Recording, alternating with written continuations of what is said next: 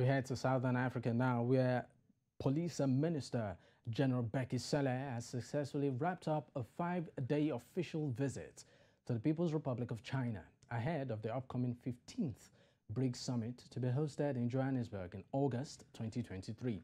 Cele led a delegation of senior officials from the South African Police Service and held a meeting which discussed, amongst others, policing matters, the strengthening of China-South Africa practical law enforcement cooperation and collaboration, characterized by engagements with various key safety and security role players of China.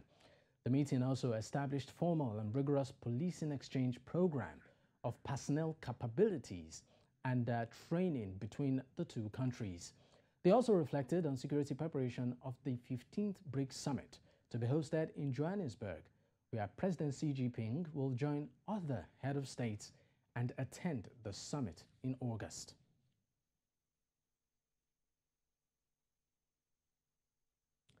Moderate earthquake with a preliminary magnitude of 5.0 was reported in Johannesburg in the early hours of Sunday morning and has been confirmed by South Africa's Council for Geoscience. According to earthquakelist.org, a resource for earthquakes happening across the planet, the earthquake was shallow and struck 17 kilometers underground. The shaking was reported as far as Botswana, with rumors that Indonesia, Turkey, and the Bali Sea also experienced earthquakes. The United States Geological Survey also recorded the quake. Now, for more perspective on this, I am joined by Chief Seismologist Michelle Grobella from Pretoria. Thank you for your time, Michelle. Inviting me. All right. Now, this is pretty much quite disturbing. And of course, reports say that this was the worst of this nature that South Africa has experienced. But is this the worst that the country had to deal with because of the footage that, of course, we saw there is pretty much traumatic? No, actually, it's not. We've experienced a 6.3 magnitude in the Ceres Tilburg region in 1969. So that was definitely the worst, and it caused a few deaths and a lot of damage. Cost a couple of million, even at that time, dollars. So that was a lot of damage that occurred there. So this 4.4 that occurred yesterday is certainly not the worst earthquake that we have experienced here in South Africa. In fact, we've also experienced in 2014 a 5.3. So it's certainly not the worst one.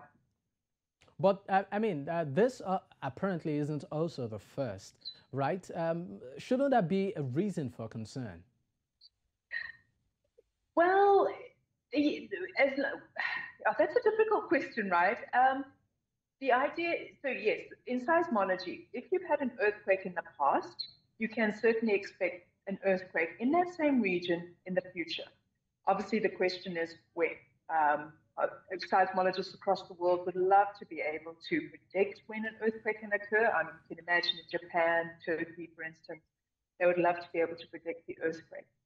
So we've known about this area has had earthquakes in the past. So that's why for us it wasn't a surprise to get another earthquake. And we certainly are expecting in the future. And what we've noticed in the past is that once the mining had stopped in that region, the mine started filling up with water, and that started increasing the seismicity in that region once again. So yes, we should start to now think about designing our infrastructure to withstand these ground motions. In fact, the Council for Geoscience works on seismic hazard to try and determine what kind of ground motions, what kind of earthquakes one can expect, and how you can design for that. We've also worked on projects where we try to identify areas where the ground motions can be amplified due to the local geology underneath that infrastructure. And then, of course, one of the best ways to mitigate more injuries is to also educate the public, do outreach, explain to everybody how to react during an earthquake, how to remain safe during an earthquake. So these are all the sort of things that we look into, that we are engaged in doing with the public and the municipality. All right. Thank you so much for your time, Michelle. You're most welcome. Thank you so much for inviting me.